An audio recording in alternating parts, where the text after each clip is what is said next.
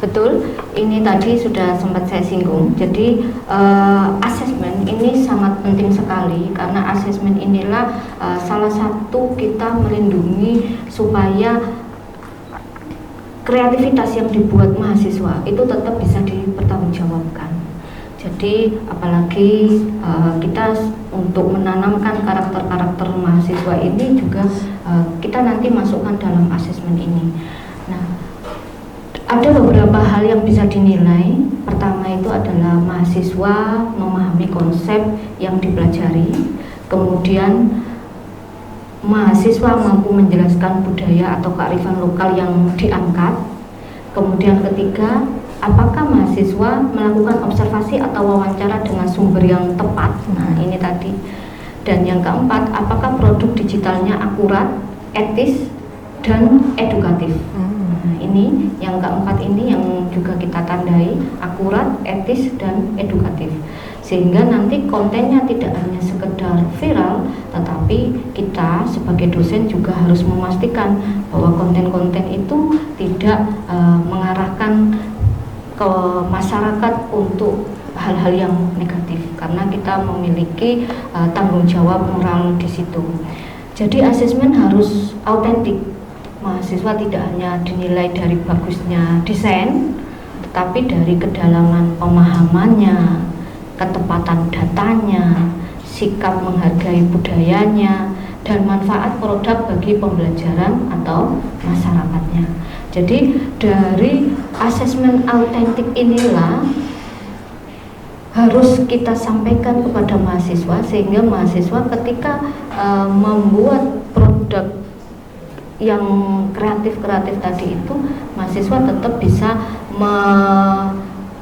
menjalankannya dengan prosedur yang baik, yang tetap memegang teguh nilai-nilai yang karakternya yang baik. Jangan sampai menghalalkan segala cara supaya viral. Nah, ini penting karena saya takutnya ini di era sosmed yang luar biasa ini, karena kebetulan kalau di geografi saya juga punya mahasiswa yang luar biasa yang pintar konten. Betul, sudah jadi konten creator kayaknya ya. Hari ini kebetulan kan datang ini di hadapan saya ini ya.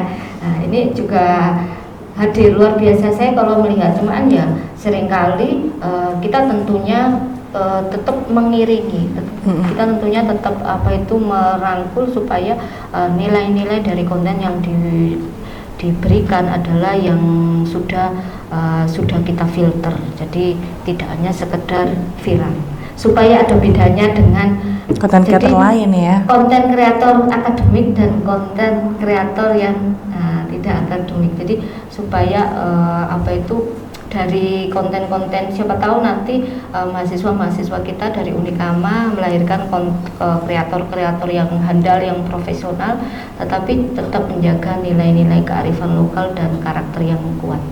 Seperti itu. Wah, jadi melahirkan konten-konten kreator juga produk-produk kreasi yang tidak hanya viral, mengejar viralnya, tapi benar-benar mengedukasi, akurat, dan juga tetap menjaga nilai-nilai etis gitu Ibu ya. Betul. Luar biasa sekali. Nah Ibu, sekarang ini kan kalau untuk di Ibu itu memang relate dengan geografi.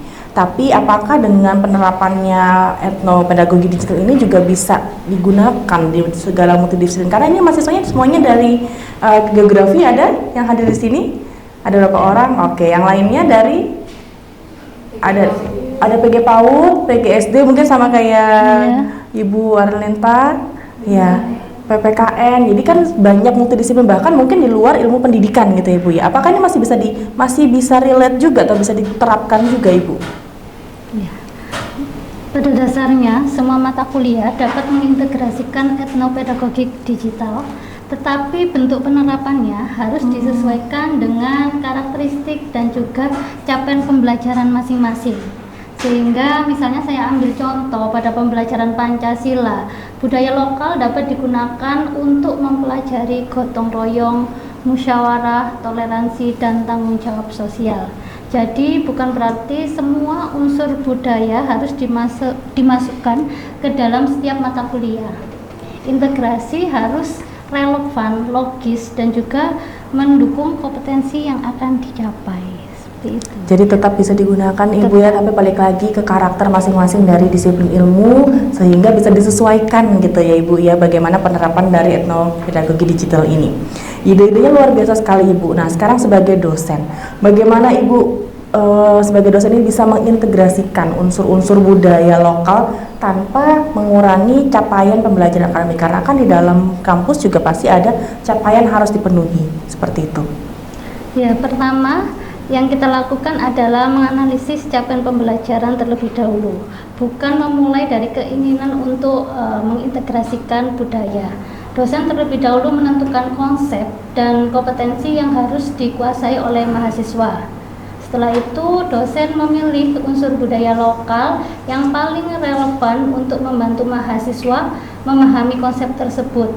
Sebagai contoh, apabila ada mahasiswa PGSD harus mampu merancang pembelajaran matematika, misalnya pada motif batik, dapat digunakan untuk mengembangkan materi pola dan simetris. Mahasiswa harus tetap menguasai konsep matematika dan pedagogik. Sedangkan budaya lokal ini harus memperkuat konteks dan juga kebermaknaan dari pembelajaran tersebut. Jadi di motif batik itu kita bisa memasukkan unsur-unsur budaya tersebut. Jadi tetap capaian pembelajaran ini dijadikan sebagai acuan gitu Ibu ya, kemudian disesuaikan dengan budaya lokal apa yang mau diangkat, contohnya tadi yang motif batik itu ya Ibu ya. Wah luar biasa sekali teman-teman ya. Nah sekarang ini dengan eranya kolaborasi seperti tadi Gajah TV dengan Fakultas Ilmu Pendidikan Universitas Kanjuruhan Malang berkolaborasi, dan bagaimana Ibu sejauh mana kolaborasi ini terutama dengan masyarakat lokal yang menjadi bagian dari proses belajar di mahasiswa Ibu? Baik, terima kasih. Untuk kolaborasi dengan masyarakat lokal ini menurut saya sangat penting sekali. Kearifan lokal tidak cukup dipelajari hanya dari internet. Mahasiswa perlu bertemu dengan masyarakat, mendengar cerita mereka, melakukan observasi, dan memahami praktek yang hidup di lapangan. Nah, di sini untuk kita sebagai dosen di lingkungan Fakultas Ilmu Pendidikan ini, kita tidak hanya mengajarkan materi-materi yang ada dalam perkuliahan itu cukup di dalam kelas saja, tetapi kita juga melakukan observasi langsung ke lapangan. Contohnya ya, kalau misalnya saya yakin kalau untuk PGSD juga sering ke lapangan, kalau untuk geografi kita juga sering ke lapangan, apalagi kalau untuk belajar geografi itu kita kalau tidak ke lapangan, tidak ke masyarakat, itu kita tidak akan tahu. Kita kalau mau menceritakan lembah lereng, kita kalau mau menceritakan pantai, tapi kalau kita tidak pernah langsung datang itu terasa hambar ketika kita menjadi guru menjelaskan di dalam kelas. Sehingga ini sudah kita tanamkan baik observasi secara mandiri, observasi secara kelompok, maupun observasi bersama-sama dengan dosen. Ini bukan hanya dilakukan di prodi pendidikan geografi saja, tetapi juga di prodi PGSD, PG PAUD, BK, dan juga PKN. Itu kami semuanya ada yang namanya studi keluar outdoor, jadi tetap ada, karena itu tadi supaya mahasiswa kita benar-benar memahami lingkungannya secara utuh dalam rangka mendapatkan kearifan lokal tadi yang tidaknya dari internet atau hanya sekedar dari cerita. Di sini itu kita perlu klarifikasi data, ini yang paling penting, dan mengajarkan kepada mahasiswa pentingnya kita untuk memiliki sikap yang jujur dalam mengolah data itu tadi. Jadi jangan sampai kita menceritakan tetapi tidak sesuai yang ada di lapangan, cerita-cerita rakyat itu yang tidak ada sesuai dengan yang ada di lapangan, sehingga itu nanti akan menjadi jurang misal lagi. Betul. Masyarakat kita nanti akan merasa nggak seperti itu, tidak seperti itu, sehingga ini perlu kita soundingkan dengan masyarakat. Dan ini saya yakin yang ada di prodi-prodi yang ada di Fakultas Ilmu Pendidikan ini kita sudah berdampak lah yang ada di sekitar Masyarakat. kampus Unikama ini.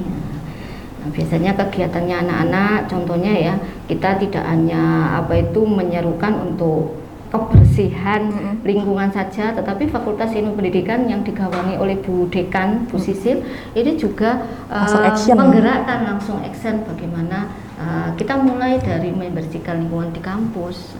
Nah, mungkin ke depan kalau kita bisa lebih luas lagi, ke depan bisa seperti itu loh Pak, konten-konten yang ada di TV contohnya ya, membersihkan sampah-sampah yang ada di sungai, ya betul. tidak jauh-jauh ke Pengolahan sampah gimana dalam gitu ya. pengolahan sampah. Betul. Itu juga sangat penting sekali.